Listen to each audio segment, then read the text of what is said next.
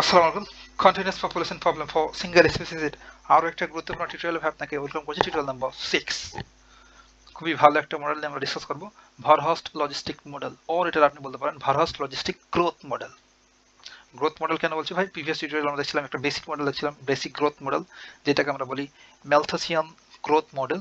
ওই ম্যালথেসিয়ান গ্রোথ মডেলের বেশ কিছু সীমাবদ্ধতা রয়েছিল, এগুলো নিয়ে আমরা ডিসকাস করছিলাম।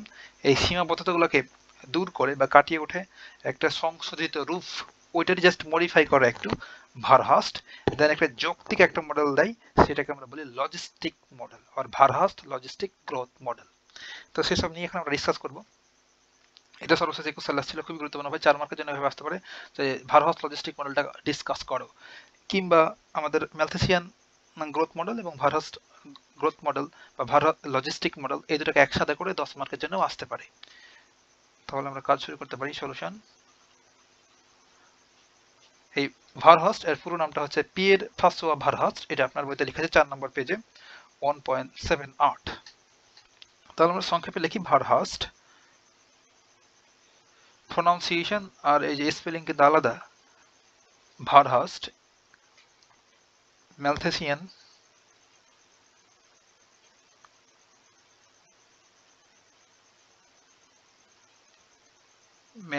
মডেল এর পরিবর্তিত আকার দেন, চেঞ্জ করে জাস্ট একটু, পরিবর্তিত আকার দেন। পরিবর্তিত আকার কেন দিতে হলো ভাই? কারণ আমরা জানি যে আমাদের ম্যালথেসিয়ান মডেলটা কি ছিল, n equals to n not e to the power birth rate minus death rate into t, এটা ছিল আমাদের ম্যালথেসিয়ান মডেল। এই ম্যালথেসিয়ান মডেল সীমাবদ্ধতাগুলো কি ছিল, যখন T tends to infinity, time যখন ইনফিনিটি যাচ্ছিল, তো আর যদি B minus D, birth rate minus death rate, এটা যদি গ্রেটার দেন 0 হয়, অর্থাৎ জন্মগ্রহণ বেশি করে আর মারা যায় কম, তখন আমাদের এই এন পপুলেশনটা চলে যাচ্ছিল টেন্ডস টু ইনফিনিটির দিকে।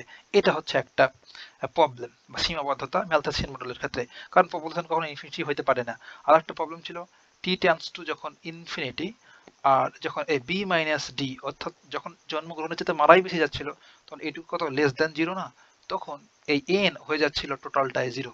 কিন্তু ভাই কোনো একটা স্পিসিস বা প্রজাতি কখনো 0 হতে পারবে না। আপনি হয়তো বলতে পারেন যে ভাই ডাইনোসর এরা তো বিলুপ্ত হয়ে গেছে, এটা কিন্তু ভাই সঠিক কোনো ধারণা কারো নাই। সব ধারণা এগুলো করে সব বিজ্ঞানীরা, প্রত্নতাত্ত্বিকবিদ যারা আছে তারা। হয়তো এমন হতে পারে যে এই হাজার কোটি লক্ষ লক্ষ লক্ষ বছর আগে কিংবা হাজার বছর আগে, হাজার হাজার বছর আগে ধরেন খুবই একটা মহাজাগতিক একটা দুর্ঘটনা ঘটেছে, তখন ধরেন পৃথিবীর সব প্রাণী ধ্বংস হয়ে গেছে, প্রায় 90% কিছু বাকি ছিল। তো সেই দুর্ঘটনার পরেও কিন্তু ডাইনোসর নাই হতে পারে, বাট ডাইনোসর নাই হওয়ার কিন্তু এই একজ্যাক্ট কারণ কিন্তু কেউ জানে না। তাহলে আপনি বলতে পারবেন না যে ডাইনোসরের উদাহরণ দিয়ে যে এন ইকুয়াল টু 0 হয়ে গেল মানে ওই স্পিসিসটা ধ্বংস হয়ে গেল, বিলুপ্ত হয়ে গেল। কিন্তু আপনি প্রেজেন্ট টাইমে ধরেন 2000 বছর, 3000 বছর, 5000 বছর, 10,000 বছর এই আশপাশ দিয়ে আপনি কোনো প্রজাতি দেখাতে পারবেন না যেটা একদম টোটালি বিলুপ্ত হয়ে গেছে। আমরা বিলুপ্ত প্রায় প্রাণী পড়তাম বায়োলজিতে, দেখতাম যে ওগুলো সদস্য কিন্তু এখনো এক্সিস্ট করে, একদম সংরক্ষণ করার জন্য অনেক কাহিনী করছে। এই তো হলো কাহিনী। তাদের সদস্যগুলো কিন্তু এখনো বেঁচে আছে, বাট খুবই কম সংখ্যক কিন্তু নাই হয়ে যায় স্পেস থেকে। তার জন্য আমরা বলতে পারবো না যে একবারে কোনো একটা প্রজাতি একদম ধ্বংস হয়ে যাবে, অর্থাৎ নির্লে যাবে, কিংবা একবারে ইনফিনিটি পর্যন্ত চলে যাবে। এই প্রবলেমটা কাটিয়ে ওঠার জন্য ভারহার্স্ট একটা মডেল দিয়েছে, সেটাকে আমরা লিখবো সুন্দর করে। তিনি দেখান যে, এবং ভারহার্স্ট ম্যালথেসিয়ান মডেল পরিবর্তিত আকার দেন এবং এবং তিনি দেখান যে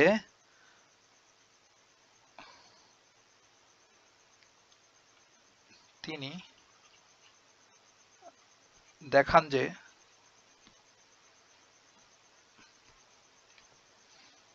ম্যালথেসিয়ান ইকুয়েশন, জাস্ট আমি না লিখে ভাই, আমি বাংলাতে লেখা আছে বইটা একটু পড়ে দিই।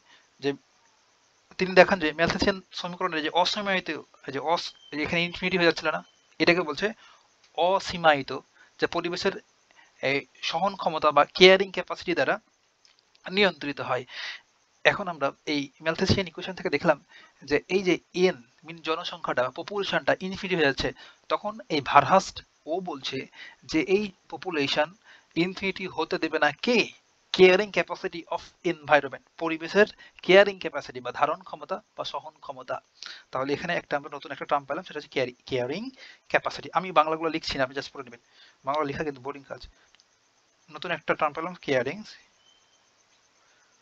কেয়ারিং ক্যাপাসিটি কার? এনভায়রনমেন্টের।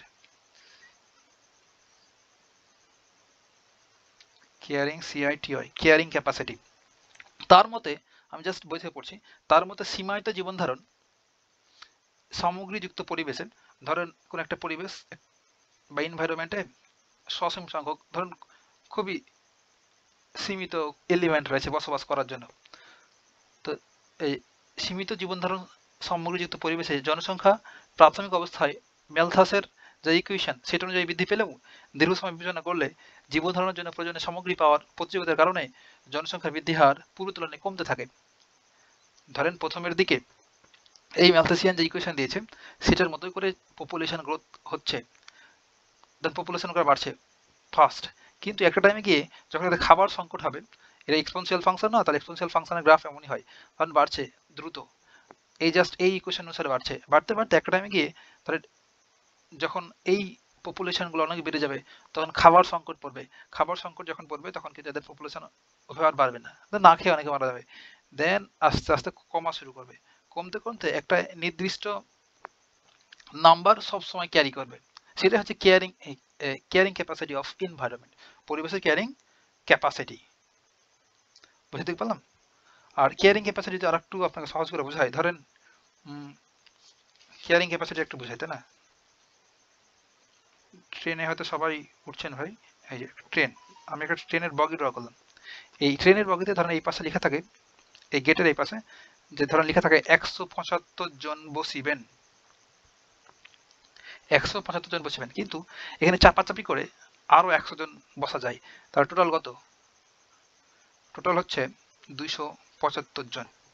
এখন ধরেন যখন টাইম ছিল 0, অর্থাৎ জাস্ট ট্রেনটা এসে স্টেশনে এসছে আর ছাড়ার সময় হয় নাই, টাইমটা যখন কাউন্টডাউন ছিল 0, তখন এই গেট দিয়ে আমাদের এই প্যাসেঞ্জার যাওয়া শুরু করেছে, একটা টাইমে কি হবে 175 জন 175টা সিটে বসে যাবে, দেন আরো লোকজন হুড়োহুড়ি করে এই 100 জন ঢুকে যাবে, দেন দেন একটা টাইমে গিয়ে টাইম যতই বাড়বে অর্থাৎ ট্রেন ছাড়া যত সময় আসবে কি হবে, যে এখানে 275 জন লোকজন এই বগির ভিতরে প্রবেশ করার পর আর কোনো স্পেস নাই, কোনো জায়গায় নেই দাঁড়ানোর, তখন কি করবে, বাইরে যতই প্যাসেঞ্জার থাক এরা কি উঠতে পারবে?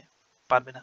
তাহলে এই এই বগিটার কেয়ারিং ক্যাপাসিটি হচ্ছে 275 জন যাত্রী, এই একদম আঁটো সাঁটো করে। ঠিক তেমনি কোনো একটা পরিবেশে ধরেন এটা একটা কোনো পরিবেশ, এই পরিবেশে 10 লক্ষ প্যান্থেরা টাইগার্স অর্থাৎ বাঘ থাকতে পারে, 10 লক্ষ বাঘ, 10 লক্ষ বাঘ যখন 0 থেকে বাড়তে বাড়তে 10 লক্ষ বাঘ যখন ওই বনে হয়ে গেল, তখন কিন্তু ওই 10 লক্ষ বাঘ থেকে আর কিন্তু বাড়বে না, তখন ওই 10 লক্ষই থেকে যাবে, টাইম যখন ইনফিনিটি চলে যাক, এই টাইম টেন্ডস টু ইনফিনিটি চলে যাক, তাও কিন্তু ওই 10 লক্ষই বাঘই থাকবে।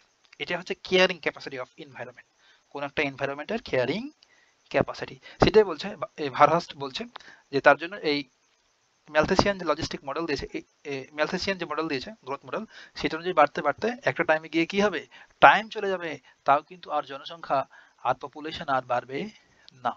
তো এটা কে নির্ধারণ করছে ভাই? এটা হচ্ছে কেয়ারিং ক্যাপাসিটি অফ এনভায়রনমেন্ট, পরিবেশের ধারণ ক্ষমতা। এখন আমাদের ভারহাস্ট যে মডেলটা দিয়েছে সেটা নিয়ে এখন ডিসকাস করি। তাহলে ভারহাস্ট বলছে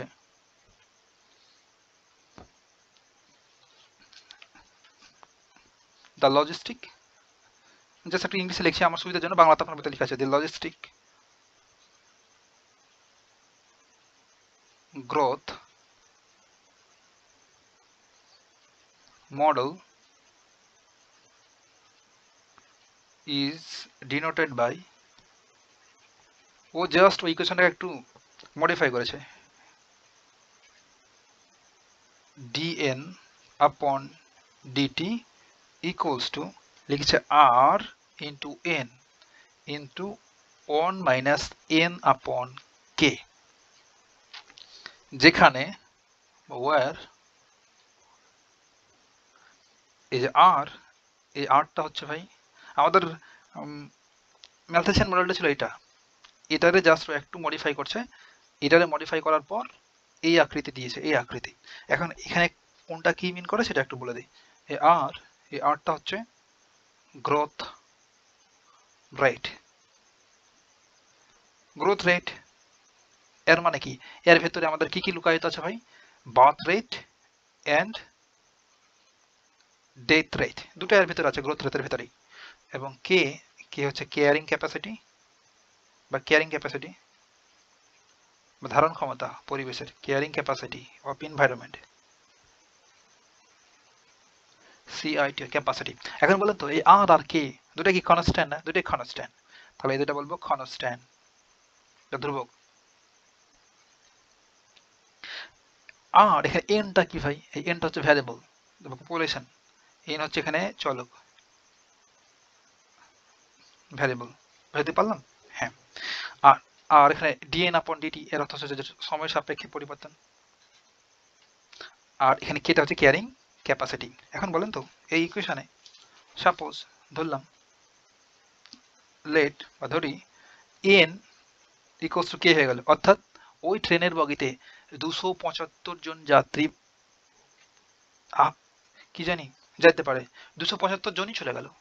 তাহলে এন ইকুয়ালস টু কে, তখন এ ছিল, এন ছিল ক্যারিং ক্যাপাসিটি, অর্থাৎ ওই ওই বগিতে থাকতে পারে 275 জন, ধারণ করতে পারে একদম চাপাচাপি করে, বাট চাপাচাপি করেই 200, ওই ধরেন ঈদের সময় 275 জনই চলে গেল।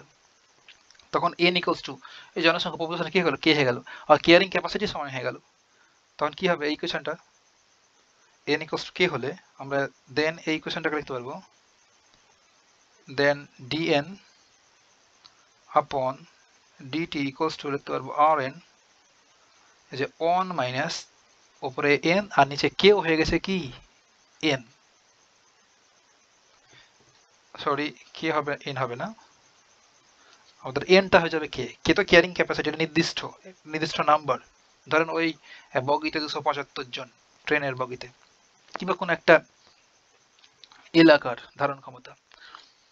তাহলে আমাদের এখানে কে, এনটা হবে কে, তাহলে এনটা হয়ে গেছে কে, কে সমান, আর নিচে কে তো আছে ক্যারিং ক্যাপাসিটি, তাহলে ইমপ্লাস দ্যাট এখানে লিখতে পারবো ডিএন আপন DT equals to Rn or 1 minus 1 implies that dn upon dt equals to কত? 1 minus 1 হচ্ছে 0, 0 সাথে r আর n গুণ করলে 0। এটা কি মিন করে ভাই? dn upon dt equals to 0 এর মানে হচ্ছে rate of change is constant, rate of change is constant, অর্থাৎ টাইম এখন যতই বাড়ুক না কেন ওই 275 জনই থাকবে বগির ভিতরে, ঠিক তেমনি পরিবর্তন শূন্য। এটা এখানে স্টেবিলিটি চলে, কি জানি বলে স্থিতিশীলতা চলে আসছে, স্টেবল অবস্থা ধারণ করেছে, তাহলে পরিবর্তনটা শূন্য। এখন আপনি এন যদি আপনি বের করেন তাহলে যেমন একটা কনস্ট্যান্ট পাবেন। কিভাবে কনস্ট্যান্ট পাবো? জাস্ট আমরা ইন্টিগ্রেশন করবো, ইন্টিগ্রেশন করলে তো কনস্ট্যান্ট পেয়ে যাবে, তাই না? তাহলে এন এর ভ্যালু আমাদের কনস্ট্যান্ট চলে আসবে। তাহলে কি বুঝলাম ভাই?